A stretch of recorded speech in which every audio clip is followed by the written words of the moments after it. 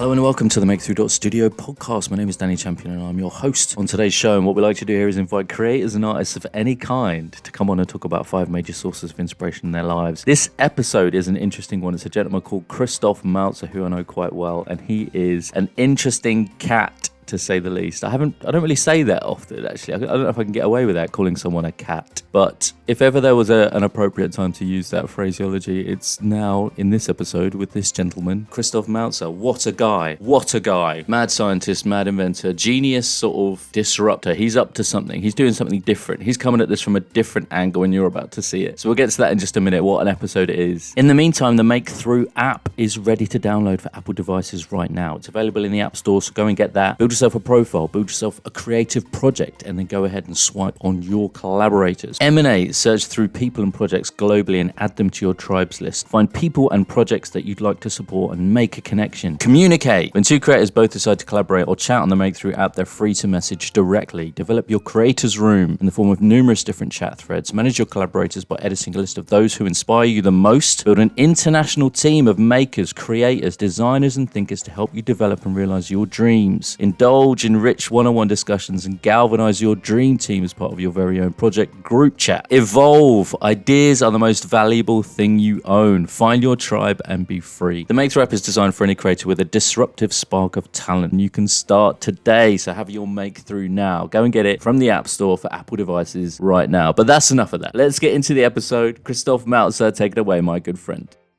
All right, for sure. Okay, cool. So look, I'm here again. I'm lucky enough to be joined by a very special, very intellectual, very inspiring man. Good friend of mine. I've known him for a little while, but mystery guest for our audience. Could you please just introduce yourself? Just tell us a little bit about who you are, what you do, and what you're about. Sure. Thank you, Danny. Well, my name is Christoph Malzer, and now there comes the time where people typically say what they do for a living. And well, I mean, what's going on right now? I'm in a career transition, formerly known as being unemployed, which is a new situation for me, having the chance to figure out what I want to do next. And it is, it feels weird, but it's some way good as well, and chosen by me to spend a bit more time as well to figure out what I want to do and what I do not want to do. And that is hard to figure out. So I thought about what do I want to do in 3 or 5 years, and I cannot answer that either, but I know what I don't want to do in 3 or 5 years, which is at least a good start to figure out what I need to do now to get there or to not get there where I don't want to be. I'm in the energy industry for 14 years now, and that's the place where I feel comfortable, and that's the place where you will find me again in a couple of weeks. Who is me?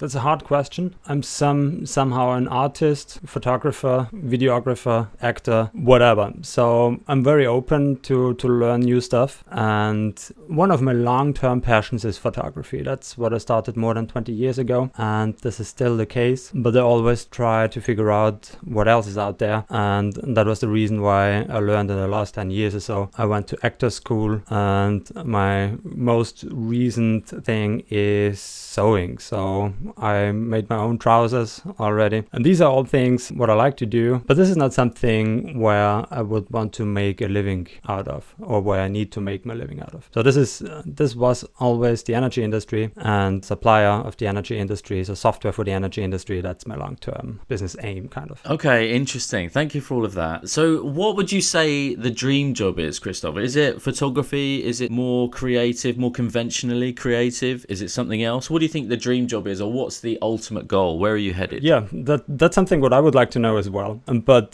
this is something where I can be creative in an industry where this is appreciated. So my recent role was in sales, and I think that accommodates that really well. So that is kind of being creative in kind of conservative industry, which is a good mixture. For sure. And you mentioned there as well acting school, and you also mentioned that you're a salesman. Do you think there's any sort of connective tissue there? Is there any correlation? Is there any relationship between acting and selling? Do you see it that way or not so much? Well, selling should not be an act of acting. So that's definitely the case. So I think the art of selling is being authentic and telling the truth. But the act of acting itself, it's an important skill for doing presentations. It is important for marketing and for that kind of stuff. And to give you a bit of history, how I came into acting, it wasn't an active decision about now I want to do acting school. Back then I was looking for rhetorics training. And fortunately, the acting school, the Open Acting Academy in Vienna, found me, or I found a flyer from these guys, and I found a class which was called AKS, Atem, Körper, Stimme, so breath, body, and voice. And that was something what intrigued me. And I thought, well, let's start with that. It was fun, and I made other classes there as well. Yeah. All right, then. Well, look, what we like to do here on the podcast, as you know, is we invite beautiful, creative thinkers, fearless philosophers, artists on. Anyone with a sort of disruptive mechanism in their soul, anyone looking to do things differently or think differently in a different kind of way, has a different approach, a refreshing approach to life in general, which you have in abundance, if I may say so. We like to move through 5 different things that may have inspired you in your life or that might be inspiring you right now. Maybe it's 5 things from today, maybe it's 5 things across the last decade. And your list is incredibly interesting, I guess, just looking at it now, skim reading it now, it seems like it's probably something, a collection of 5 things that have inspired you throughout your whole life. And if we can just jump into the first point on the list, I've got here point number 1 on your list, your parents.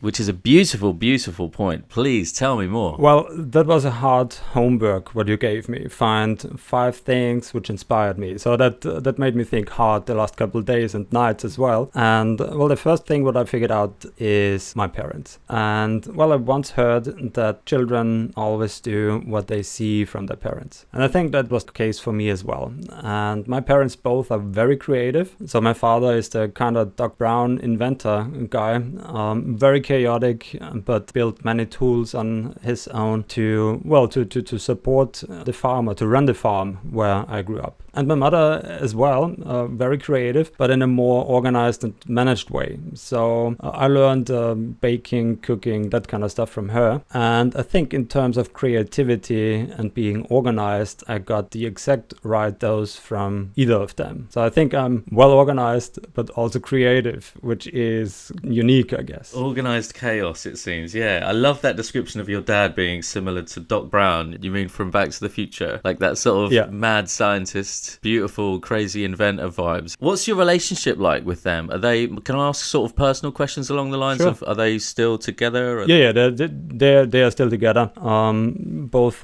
passed 70 recently, and well, I don't see them that often. So I live in Vienna, and they live in Upper Austria, so 2 hours away, and I'm typically there 2, 3, 4 times a year. Wow, okay. And has that always been the case? Do you think any part of your mum's organised approach has rubbed off on your dad? And do you see that as a conflict, that sort of organised chaos, or do you see those things as being ultimately quite complementary? Well, I think it's not a conflict, because I think I have the right dose from both, so it cannot be a conflict. But it is rather rare to have both, I guess. Yeah. And do you think was there ever anything that they sort of sat you down and was very intentional about how they taught you or how they handed on information or ideas? Or was it very much they were just doing their lives and you were sort of in the wake picking up the residual pieces? Yeah, I think it was not intentional. I have 3 siblings, and well, my parents ran a farm, so there was not a lot of time to teach me certain things, kind of, other than things I get anyhow by helping out on the farm. I mean, I guess just talk me through, are there any specific memories from either mum or dad that you remember of a clear point of feeling inspired, seeing them do something creative and wanting to replicate it, or wanting to move off in a different direction on your own based on something they said or did? Is there anything that jumps out as a specific memory? Well, one specific memory which jumps out, which is, by the way, not a memory of mine, I guess, but more from my mom. And she told me once that when I was in early primary school age, so being 6 or 7, she got a new grinding machine for flour, and the switch did not work.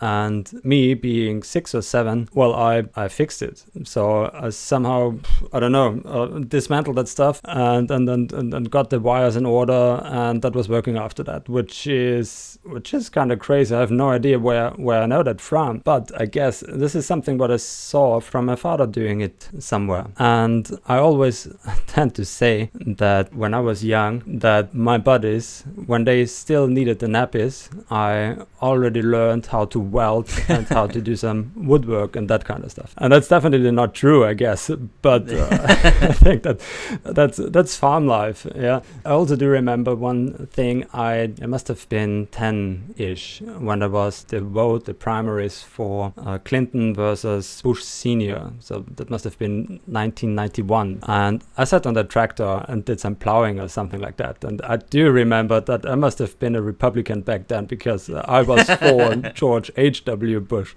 which is kind of weird because, I mean, as a 10-year-old, you cannot have an idea. I did not have an idea what it is all about. It was just a name I liked more, whatever. So these are some memories which still stick in my mind. Interesting, man. The most obvious thing that jumps out is the sort of segue into your second point. Like when you're talking about fixing, was it a flour? You said a flour grinder? Yeah. At sort of 5 or 6 years old, did you say? No, primary school, 6, 7, something like that. 6, 7. Still very impressive that you were able to see that problem, understand it, take control of that, think to yourself, I'm going to fix that. I'll take that. I'm in charge of that. Don't you worry, Mum. You sit down. Yeah, probably that was the start into the energy industry, because a couple of years later, I do remember we got the junk car from a neighbor that was a 4-tonner, 12M or so. And it was broken. Yeah? Wires, switches, the batteries, the lamps, all that kind of stuff still worked. And I do remember when I was ready with primary school, so being 10, plus minus 10 or 11, I made an alarm system for my room. So setting up the switches and the batteries and all that kind of stuff. And I do remember because the party was at the neighbor's home, and I enticed one of my friends to have a look at it. That's the reason why I remember that situation. Wow. I mean, that sort of industrious curiosity at that age and that appetite to fix and maintain sort of mechanical items is just so useful in sort of everyday life. And like I say, the most interesting thing for me that jumps out is how that feeds into your second point on the list, which I laughed out loud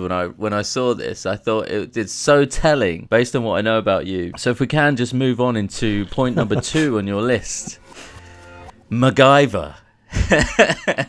The TV show, right? Yeah, the TV show. That was always one of my most favorite TV shows, and it still is. The original ones, not the new ones. And so just for the audience, Christoph, like, what is that show? For anyone that hasn't seen that show, what is it? When did it air? What went on? What did you feel when you were watching it? Like, what is that show to you? So it was aired mid to end 80s, and MacGyver is a guy who works for the Phoenix Foundation, which is a company that solve problems for these guys in need, kind of. And he goes somewhere, and then some stuff is broken, and he fixes that stuff, and all are safe. So that's basically the plot of MacGyver. But he sort of, from my memory, he fixes it. Is I think is there more to it? Like he's sort of sometimes used to sort of Frankenstein or Lego together. Yeah. So he can fix anything with a Swiss knife and a chewing gum. Yeah, right, exactly. Yeah. Which you identify with, I think, don't you? You sort of, you have a similar talent, I think. You can sort of magic things together a little bit. And that's what made me think about in the past as well, if I liked the show because I was that way already back then, or if the show made me to be that. But I guess I was that way even before, and that was the reason why I watched it. Okay, so that was already in you somewhere, and that show sort of brought it to life and made you think. I guess so. Right. Where were you in the world when you were watching that show as well? Primary school, secondary school. Okay, so very young still, around the same age as the flour grinder incident. Yeah, well, I guess a couple of years after the flour grinder incident. Okay, cool, fine. So where you grew up, you were in that same location, and in this country, I think that show aired on like a sort of Saturday afternoon, something like that. Yeah. Was that the same? I have no idea. Okay. I guess that was a daily show sometime in the afternoon. Okay. Yeah, what I remember about that show, incredibly catchy theme song. Like, there's no way you were going to forget that theme song whenever you heard it. Also, like I say, it would be quite procedural. Like, they'd set the scene. This is the problem he's facing. This is where he needs to get to. And then he'll magic something up. There'll be some sort of Frankenstein device that he's put together to escape. There'll be a big action scene where he sort of utilizes that object as some kind of weapon to get out of there. Fight some bad guys, you know, fire some machine guns, and then sort of, I guess, get the girl and ride off into the sunset for the next episode. It was that kind of thing every time, wasn't it, I think? Yeah. Classic TV show. When was the last time you saw it, actually? It's been a long time since that show was on. Well, I recently watched all the episodes again in original English because they were dubbed, of course, back then in German. And, well, I ran out of episodes, I think, half a year ago. But I watched them all again after, 20, 30 years. Amazing. And was that a sort of, were you watching it sort of ironically, like as a kind of case study, or were you genuinely getting the same sort of pleasure out of watching it this time around?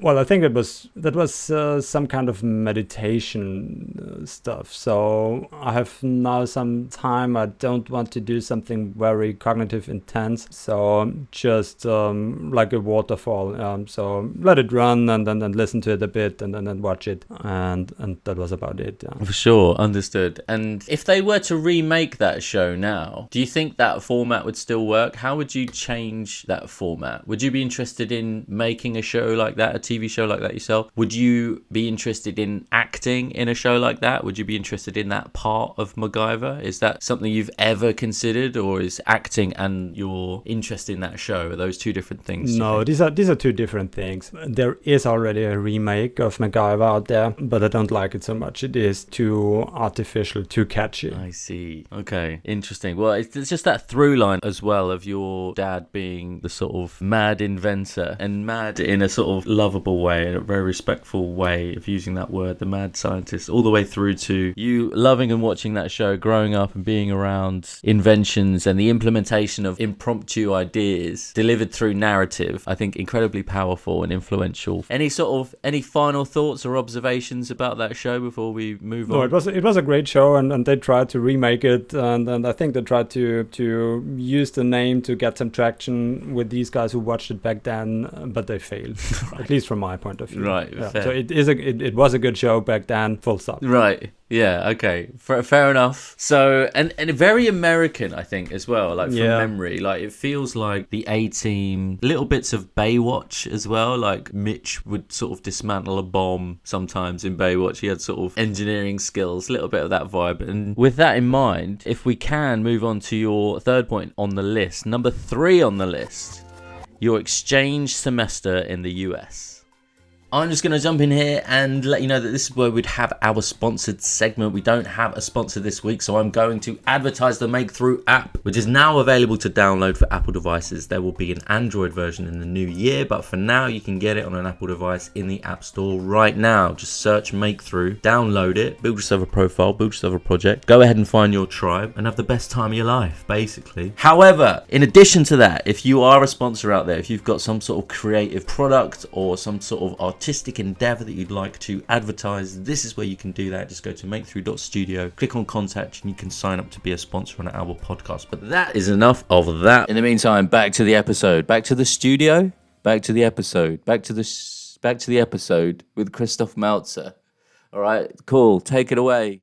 Your exchange semester in the US. So when was that? Why was that? What does that mean to you? So I grew up in Austria on the countryside, made the A level, or the high school degree in electrical engineering, and then went to the mandatory army service in Austria. And after that, I started electrical engineering at uni. And after a couple of weeks, I figured out that's not what I want to do anymore, which was a shock because I was good in electrical engineering in the undergraduate degree, and I enjoyed it. And suddenly, that was not the case anymore. And that took a while to figure out what I want to do next, and that's when I started in parallel two things. That was photography academy, and at university environmental system sciences with business administration at the end of 2001. So I moved to Graz on September 11, on the September 11. Then early 2002 I started environmental system sciences, and having landed there, the first couple of semesters were intense. So I did not have very great grades, but I survived. And And in 2007, so 5 years at university, I got the chance to apply for an exchange semester. That is one of the things where I initially thought, well, I'll never get it. I mean, just a handful of spots for thousands of students. And I was one of these. And I got the chance to pick between 3 American universities. And that was University of Washington in Seattle, University of Arkansas in Fayetteville, and the Iowa State University. And I thought, well, I want to go to a university in real America.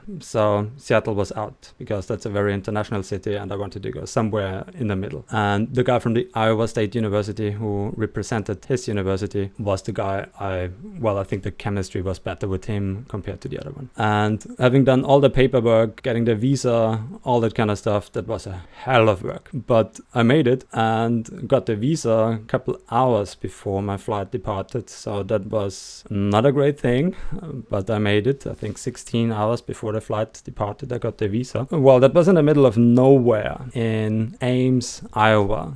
And I arrived there with flights from Graz to Frankfurt to Cincinnati to Des Moines, Iowa, which is the capital of Iowa. And my mentor professor picked me up there. One of the first things he said is, here in the Midwest, we either fly or take the car. And in my European mindset, that did not fit. I mean, here in Central Europe, we have trains, we have subways, we have everything. And well, that was one of the first kind of shock moments. But as a whole, that semester was a kind of a zoom out experience, to use a photography term, zooming out what else is going on that planet. Not only the tiny Austrian world where I was before, having experienced a different culture, having had a proper culture shock and having had a proper reculture shock when I was back again, that was such a great experience. And I got recently asked, what did I learn there? And it is hard to phrase that. I have no idea. I mean, meet a bunch of different people of culture, and I traveled a lot in that time because I thought, well, I'm now in the US, so everything is so close as it will never be again later. So I started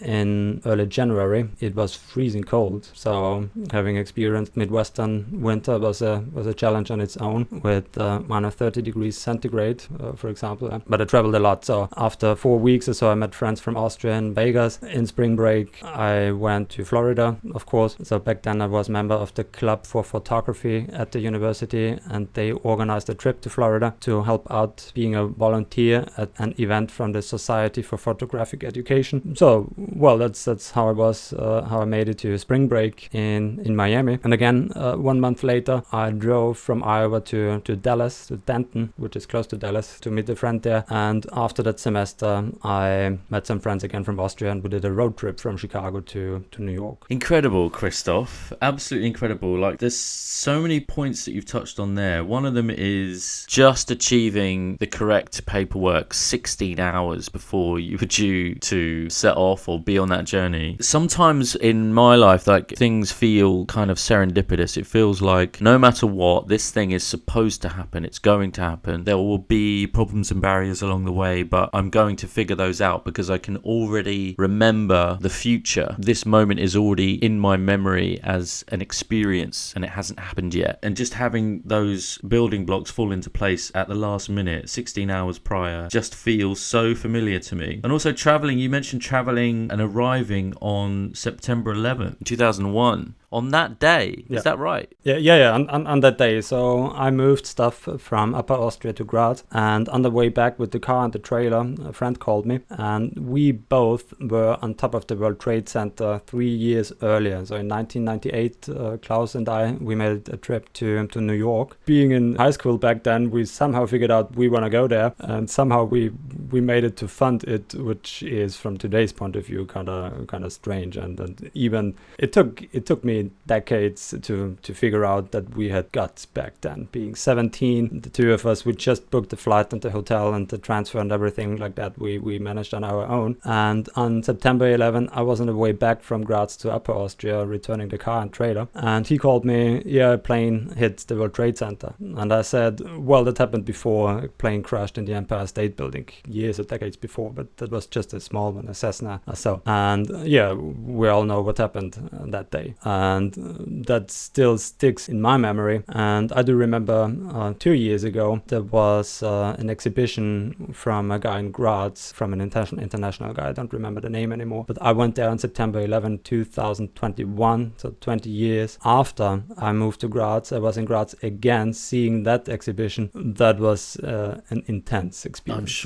I'm sure it was, Christoph. And what a way to sort of tattoo it to your memory bank. You know, everyone, certainly from our generation, remembers that day in a similar way to sort of generations before. You hear them talk about where were you when Kennedy was shot or during the moon landings. Like, our generation is what happened on September 11th and where were you? You also mentioned there, while you were talking about your experience that semester in the US, you said you were asked what you learned and answering that question was difficult. You were unable to explain that. And I just was interested if there was any more worth discussing there, like just the experience of it itself. Was that the value for you, do you think, just being there and experiencing it? I think being on my own, building a new network there, being open. So I think, I mean, the Americans are famous for being very open, and I think I learned a lot from that. And one moment still sticks in my mind. So I arrived in January, and early February I agreed to meet friends from Austria in Vegas. And I do remember when we met in Vegas. So I complained about some minor things. I think it was about I got too little water on the plane or something which is not even worth to be mentioned. And my friend Martin told me, yeah, well, Malzer, that was my nickname back then,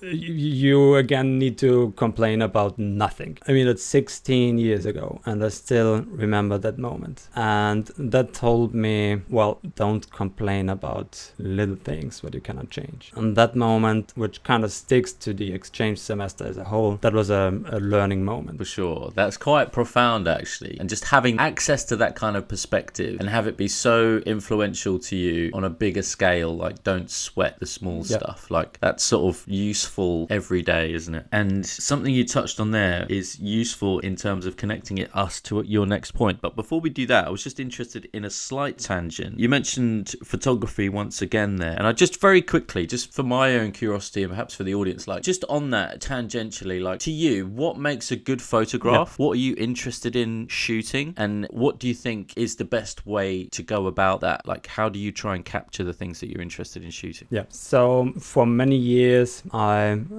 made many photos. I have tons of negatives out there. Well, when all changed to digital photography, I thought, okay, what's the point? So, wasting some hard disk drive storage with stuff nobody's really interested in. Well, I like to have something in my hand, and that can be a digital photo as well. Yeah. But what's the point of having it? Kind of. Instagram changed a little bit my habit in terms of photography, because before I had some presence on Instagram, I thought, okay, what's the point of making a photo? Which there is no point of having it. So with Instagram, I started again to do a bit more photography. There are two major topics, kind of. One is the more artistic one and architecture. Yeah, that's one stream. The second stream is documentary. So when I'm on a trip to document what I do, or what I have done. Another stream is kind of aviation related stuff or travel related stuff, which relates to the second topic I mentioned. In the last couple of years, I learned how to recognize different planes. So now I can figure out what plane is it when I see it somewhere on an airport. I typically know what engines it has and all that kind of stuff. It is useless knowledge, but it was one of these knowledges what I gathered because I was curious. Yeah, for sure. And it also sounds like there's sort of an amalgamation of all of your interests, creativity and composition and lighting and narrative. And just on that other thing that you said, the sort of documentary. So that's you telling the story in a sequence of you moving through that trip. Is that how that works? Yeah, well, I mean,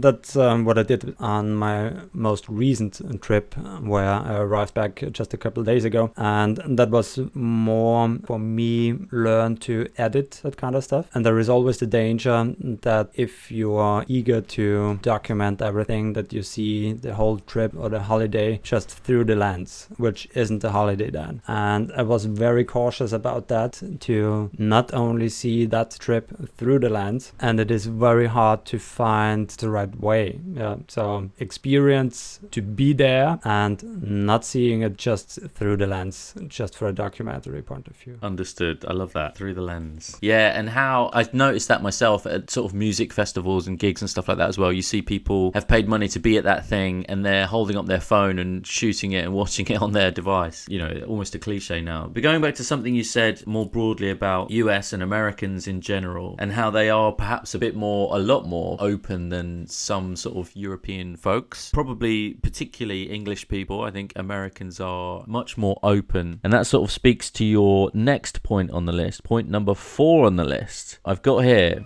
the exact wording: let's do it. I've never done it before. One more reason to do it. So just contextualize that. What is that thing? What does it mean to you, and how have you found that inspiring in your life? Yeah, all said.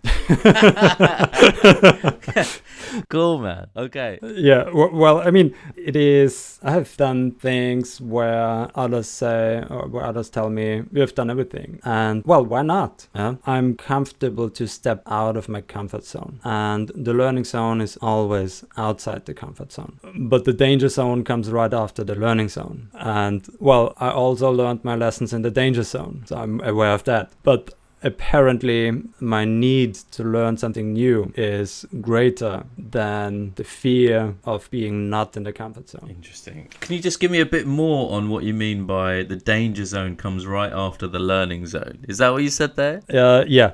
Well, the danger zone, I do remember from my recent trip. So I booked an Airbnb, and my host invited me to his weekly Taco Tuesday party. And I already knew that, well, I thought, how come that I again come into one of these situations? So I arrived there in time. He already opened a bottle of tequila. He offered me some tacos. And then other guests arrived, and everybody brought another bottle of tequila. And I thought, okay, that's going to be, to use the term from before, the danger zone. And, well, to make long story short, I think I had a little too much tequila in too little time, but I knew when there was the right time to leave. And what I figured out, the party went on, and I think they got wasted. There's something else you mentioned there as well, like your friends, or I don't know if it was you contemplating, but that sort of that idea of you've done everything. So is that something you feel sometimes about yourself, like you're running out of stuff to do? Like what how do you, can you help me understand that? Yeah, I mean, I do remember, I think my friend Franz said that. And, well, I did bungee jumping, skydiving, drove NASCARs, that kind of stuff. And he said once, well, I do everything. And yeah, well, that comes again to the quote, let's do it. I have never done it before. One more reason to do it. So why not? Yeah. And there is always something what I can, well, I always stress the term to learn from. Yeah. But having the excitement and having fun with it, that's a very valuable value as well. And that's important to have. Yeah, just being open and saying yes, I think that's sort of a through line with you. And you said at the top of the show as well that you're sort of transitioning between employment at the moment, looking for new opportunities. And I wonder if this behavior of saying yes, one more thing, let's try it, in terms of a job, are those two things complementary? Are they helpful, or do you have to sort of suppress that instinct a little bit? I think that's helpful, because I have one opportunity where I could start right away, but that was too quick. From the beginning, I said I want to start something new by September. That opened other doors, which would have been shut if I would have started right away somewhere else. And I was always very open as well with that situation. And I posted on LinkedIn that I left my last company. And even after that post, somebody messaged me if we want to talk. And this is now the most interesting opportunity. All right. Well, you know, this whole being open, optimistic, being receptive to ideas and allowing them into your life and pushing in on new opportunities kind of feels like it lends itself a little bit to your final point on the list. If we can move into point number 5 in a certain kind of way, at least it feels like maybe point number 5 is where you would be when you might consider saying yes to something. But point number 5 on your list of 5 things that have inspired you in your life.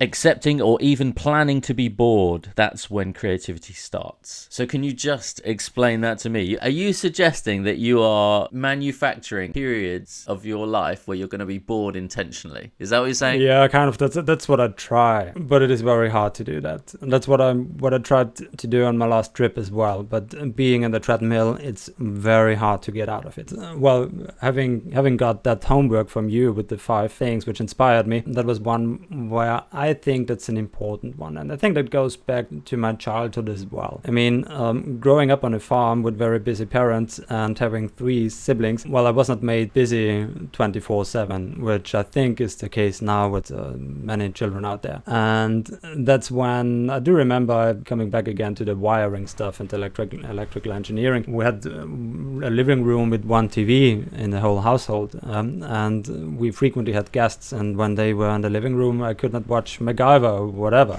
So I just found a wire somewhere and connected my headphones to the TV, which was on the other end of the room. So I think if I would not been bored by the conversation which was going on with the guests, what my parents had, or whoever was there, then I would not have the idea to build that. And I think many other things happen when you step out of the treadmill. Imagine you have a business problem in your office, and you think hard about a solution. Well, it will not come. When does the solution come? Typically, well, in the shower. When you are out of the treadmill, not being consumed by daily business, doing something else. For sure, that makes total sense, and that's how I work as well. Actually, you're absolutely right. Like in that space where you just have capacity to think almost subconsciously, not sort of actively trying to solve a problem or be creative, but in those dead spots where there's room to have ideas. For people like you and I think those ideas come much more freely when you are sort of understimulated, or when you are sort of on that treadmill and you start to become curious and excited about the potential. So, and can I ask you as well, like, do you record ideas? Do you just trust that you'll remember the good ideas? Are you keeping lists? How do you control ideas? I don't trust myself that I remember that ideas. I made that experience many times.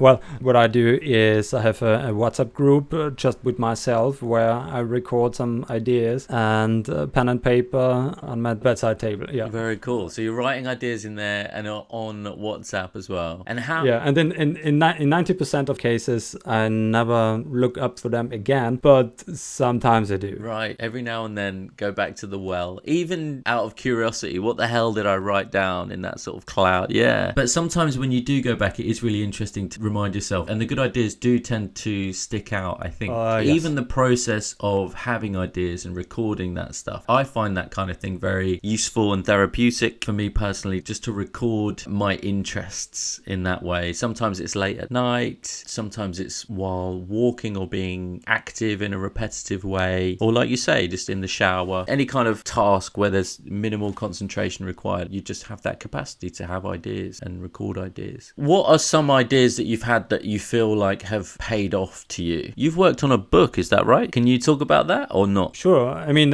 it is not very creative because it is kind of an autobiography. It is not, well, the creativity part of it is just to get it done, which that's what started when the pandemic started. So I'm a frequent business traveler for many, many years now. And when the pandemic hit, I had a lot of time left over to do something else. And that's when I started to write down some of the horror stories from business trips. And I expanded that with how it all started. Well, that's the first book what I wrote. And the second book then was predominantly one of the road trips what I did together with my wife. And the book is called, the English translated title would be The Petrol-Water Imbalance, because we almost ran out of fuel somewhere in Yellowstone Park, and the camera went into the tank, which was filled with ice in the morning and with water later that day. So I broke my camera while we almost ran out of fuel. That was one of the highlights of that trip.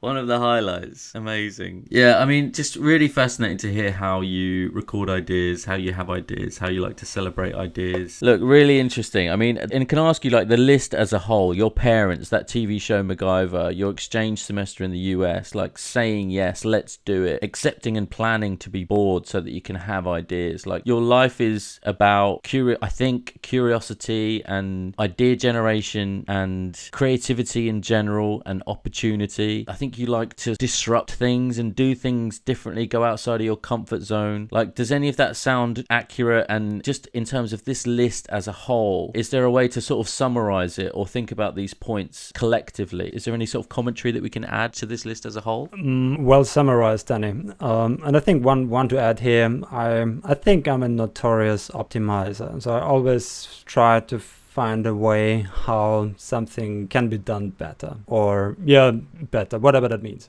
Yeah, better, stronger, different. Yeah. And any other final thoughts before we wrap things up? Are you working on anything at the moment? Are there any ideas that you've had recently that you are looking to follow up on? Is there anything that you're excited about in general? Well, I came back a couple of days ago from a major trip, and I'm still editing the videos to grow my follower-ship on YouTube. I recently reached more than half a dozen subscribers on YouTube.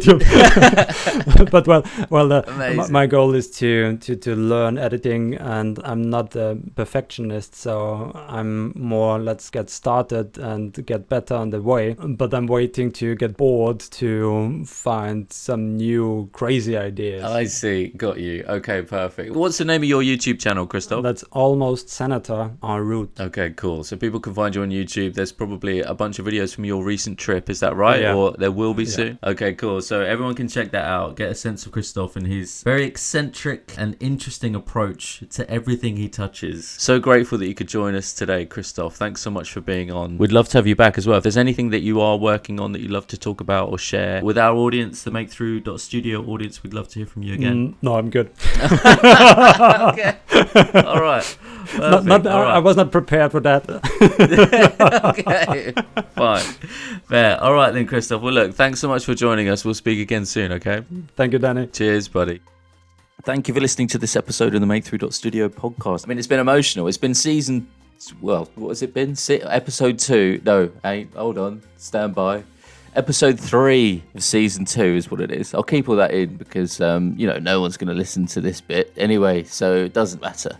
But it's definitely been episode 3 of season 2. And what a fantastic episode it was. What a pleasure to speak to Christoph. What a guy. His brain is just firing in different angles from different perspectives. Just talking to that guy, talking to people like that who are creative in different ways, is just infinitely interesting to me. So hope you enjoyed it. Please come back next time. Remember to download the MAKEthrough app. I've worked really hard on that. Go and get that. If you've got an Apple device, go and download it. Like, what are you waiting for? Like, I need people to start using that because it's basically incredible.